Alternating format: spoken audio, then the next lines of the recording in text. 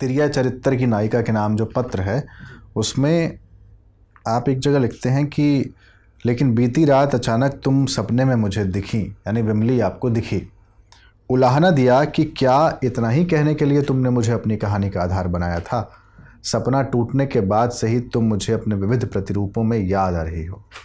ये उलाहना किस लिए, मतलब? एक्चुअली ऐसा था कि विमली के 3 रूप हैं जो मैंने अलग अलग जगहों पे अलग अलग समय में देखे और उन तीनों को मिला करके बनाया। तो तीनों की स्थितियां अलग अलग थीं, तो मैं पूरी चीज़ उसमें समाहित कहानी में नहीं कर पाया।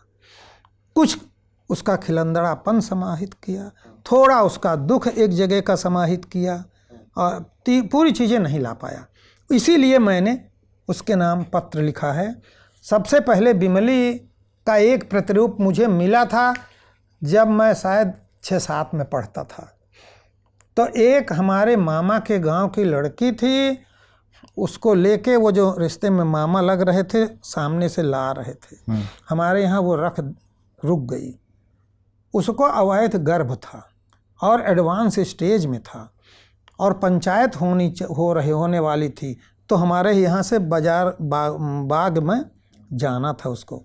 तो इस बीच में मेरे यहाँ 8-10 दिन रही और जाहिर है सब लोग उस पर नाराज़ होते थे, थू थू करते थे। मेरी माँ का व्यवहार भी उसके प्रति रूखा रूखा था और मुझसे अकेले में कहती थी, उसको सुरती खाने की आदत थी, तंबाकू। तो अकेले में कहती थी कि मुरत भैया हमारे लिए ये ला दीजिए। तो मैं उसके लिए ला देता था, 5 नए पैसे की मिलती थी और वो खाती थी, फिर वहीं थूक लेती थी कमरे में ही, और फिर उसको बांध करके लपेट करके बाहर ले जाके फेंका करती थी। पंचायत हुई, सारे पंच लोग उसके पक्ष में थे, लड़के के पक्ष में उसने उनको कुछ पैसा वैसा दे के पटा लिया होगा। इसके पिता को खड़ा किया गया ईंट पर, इसको खड़ा किया गया ईंट पर, इससे गंदे गंदे सवाल पूछे गए। इसने बताया कि मेरी गलती नहीं है, मैं अपने गन्ने के खेत में गोड़ने गई थी तो ये पता नहीं कहाँ से आ गया। गन्ने की फसल इतनी ऊंची होती है, वो छिपते छिपते आया, हम उसको नहीं देख सके, उसने मुझे गिरा दिया, आसपास कोई नहीं था। इस तरह ये काम हुआ, लेकिन लोग माने नहीं।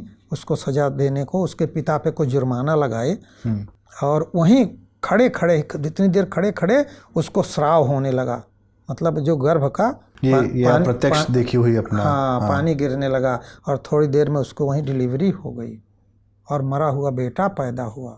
डिलीवरी होते ही मरा बेटा देखकर सारे पंच लोग उठ के धीरे धीरे भाग गए कि कहीं पुलिस केस न हो जाए। और वो रह गया लास्ट में, वो लड़की रह गई और मैं रह गया। और फिर हम लोग आगे वो चल रही थी, उसके पीछे मैं चल रहा था। सड़क किनारे पकड़े पकड़े वो रोते हुए जा रही थी और मैं पीछे पीछे चल रहा था। घर तक आए थे, उसका वो रोना, उसका वो उस तरह जवाब देना, उससे पूछा जाना, वो जो दुख था, मैं उसी दुख को अपनी कहानी में व्यक्त करना चाहता था लेकिन नहीं कर पाया। कुछ एक और जगह से एक और विमली मिली जब मैं बलिया में था।